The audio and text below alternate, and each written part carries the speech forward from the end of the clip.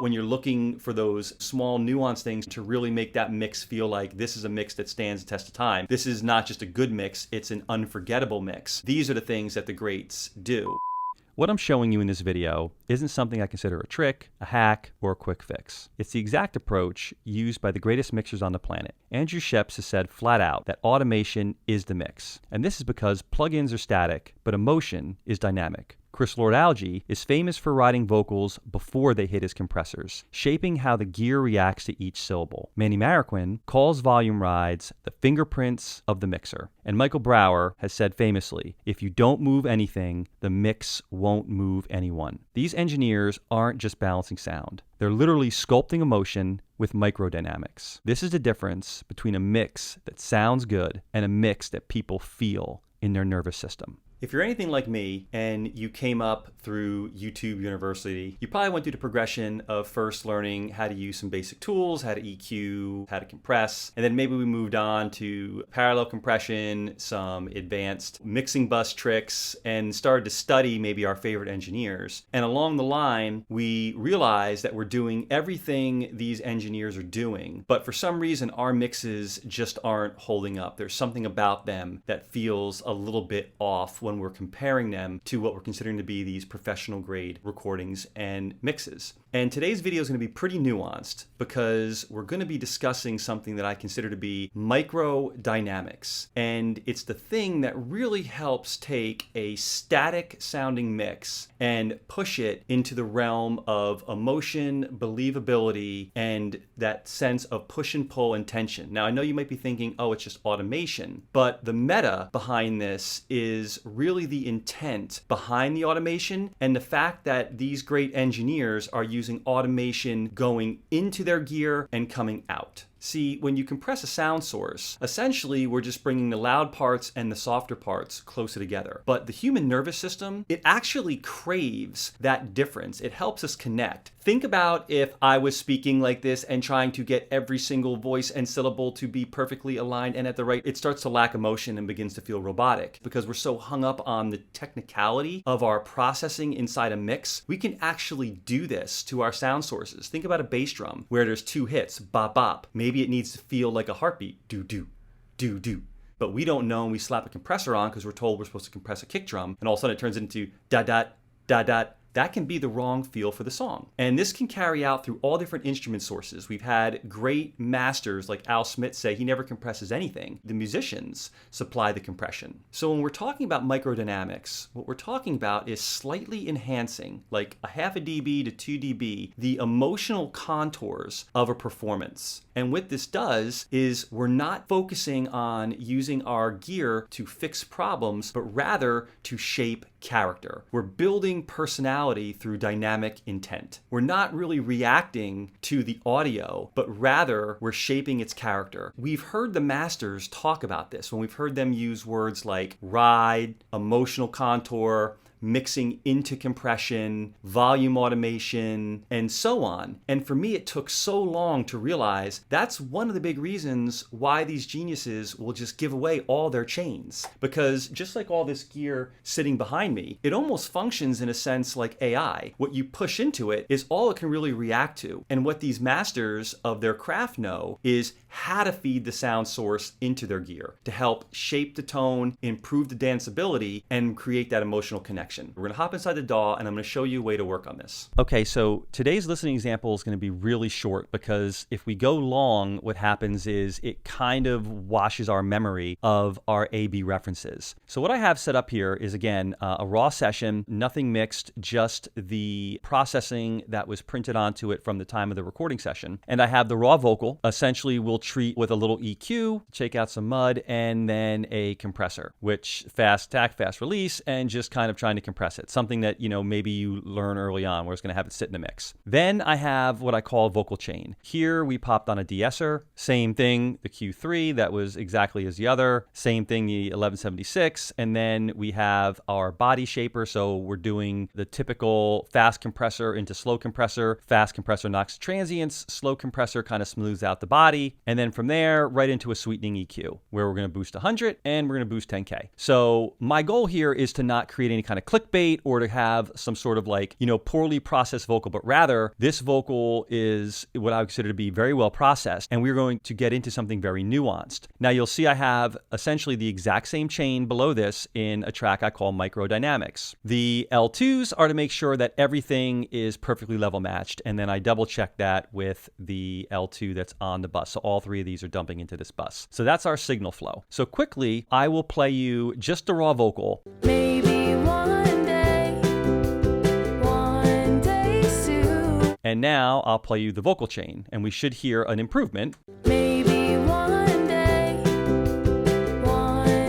soon. What this chain did was it sweetened up the vocal. It has it sitting like really nice and solid in the center of the mix. But what we're missing is that little 3 to 5% that takes, a very good vocal, which is where we're at right now, and turning it into a great vocal, a vocal that connects emotionally. So here's how we do this. First thing I will do is clip gain certain spots of the vocal. Engineers like lord-alge will do this by pushing into the compressor. So essentially, this is my way of pushing into the compressor. I highlighted some areas like some consonants that I wanted to hit a little harder. Also, I found areas like if I solo the vocal, like right here, Day soon. that swoop, that oon, I wanted that to kind of pop out a little more. I wanted to push that harder into the processing. So essentially, the first step of the microdynamics is what we feed into our chain. So for example, you could see I clip gained up this consonant. B1. I pushed that B up a little bit because I wanted that to feel a little bit more urgent. Riding consonants into the processing is going to give it a little bit more urgency or a little bit more kind of bite or attack. So if you want a word to pop out or feel a little bit more energetic, kind of putting a little bit of emphasis on the consonant is going to help that kind of poke out and hit a little harder. Another thing that I'll do is the tails of the words sometimes I might ride up. So right here, the end,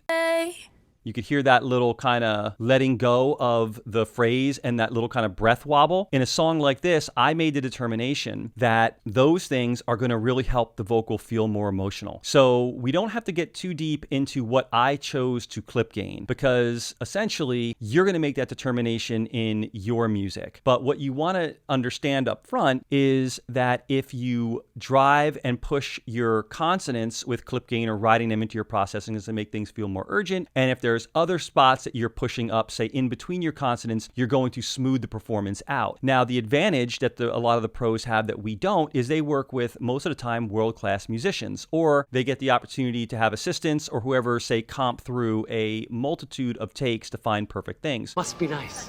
We don't always have that luxury. We don't work with musicians who have the greatest tone control or have the greatest microphone presence and know how to work a microphone or know how to, work their instrument in space. So it's things like this that help us be able to kind of draw out the performance where maybe a singer was too hard on their consonants and we're dropping off and the body of the rest of the words are falling off. We could clip gain that up. So when we hit our compressor, we're getting the compressor and our processing to interact a little bit better than if we were just, say, slapping the compressor on it and, riding down the threshold until we got something we consider a level vocal. We might now be pushing those consonants too far down. So that's the first part. We want to control our dynamics going into our processing. The next thing is, and now I'll kick over to volume, I went through and did a volume automation. And again, I adjusted all of these so that they are perfectly level matched. And I drew up the areas that I wanted to make sure were standing out in the mix. So the way that I see it is the clip gaining or pushing into our processing is helping us to get our processing to dance with our source material the way that we want for a believable performance. And then from there, once we have that, we then can turn and automate up the performance in a way that helps it kind of sit right in the mix. And most of you and most people, I think, understand this part of the automation or the microdynamics processing. It's the part going in that often gets overlooked or glossed over. Now let's do a quick little listening example between the mixed vocal with just the processing and the one that has our microdynamics on it. Here's our regular chain. Maybe one day. Not bad, but now listen to this. Maybe one day.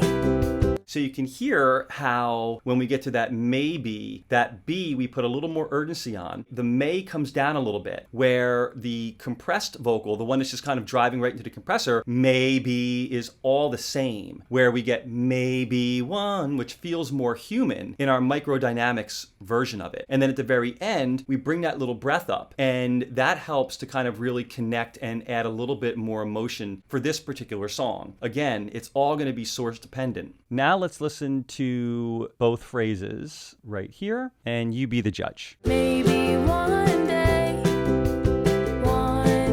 soon. Again, not bad. It sits solid. You could hear all the words, right? Maybe one day soon.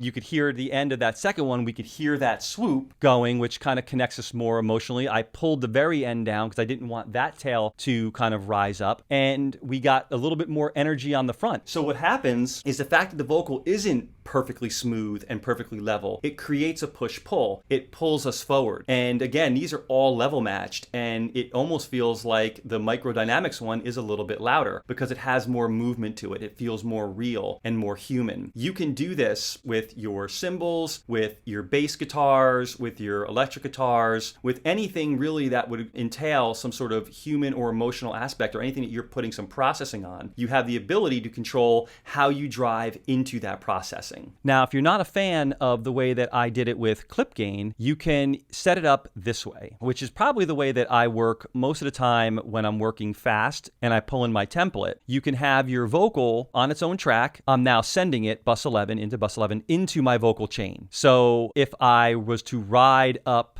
the volume of this, go to here and pull that up. I'm just making stuff up as we go, or based off just some loosely things that I did. And I want to drive harder into that swoop. This is the equivalent of my clip gain, because see, this volume automation is now driving into this processing. And then on this bus right here, I could then do my volume ride. I could set this up. I'd go to something like touch and volume automation, and then I would, go through and do a vocal ride. And now I have a vocal that's kind of living and breathing inside the mix. Now, even if you don't find the concept of microdynamics useful in terms of driving into your processing and then automating on the other side, what this does help to do, and it was another thing for me, it was like a glorious byproduct of finally starting to understand that these are the decisions that, fantastic mix engineers make, which is why they have no problem telling you what compressors that they use or anything else. It'd be like somebody saying, yeah, to build this house, I used a saw, a hammer, because they know that really the genius of what they're doing, or the things that become very tough to replicate, is their intent, the way that they hear the music and the way that they manipulate this gear. They'll be happy, and everybody's happy to share all their chains and everything else.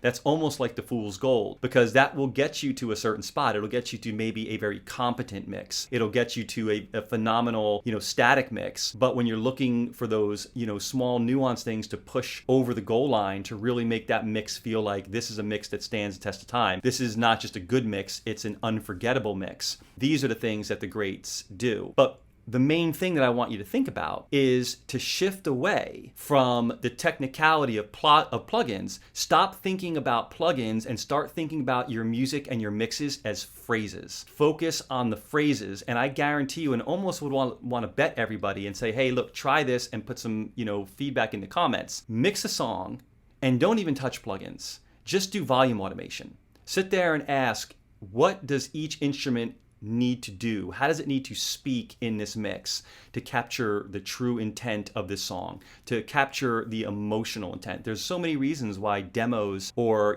first mixes beat out, heavily processed mixes or high fidelity re-recordings of songs, is because inside those particular mixes or those versions of a song live emotion that is tough to replicate, because you can't simply just reproduce that with, better snare drums and more expensive microphones. It's the job of everybody involved in the process of creating this to find that emotion and bring it forward. And that's something that I really hope you take away from today's video. Okay, let me know what you think. Drop some feedback in the comments. And as always, thank you guys so much for the support. See you next time.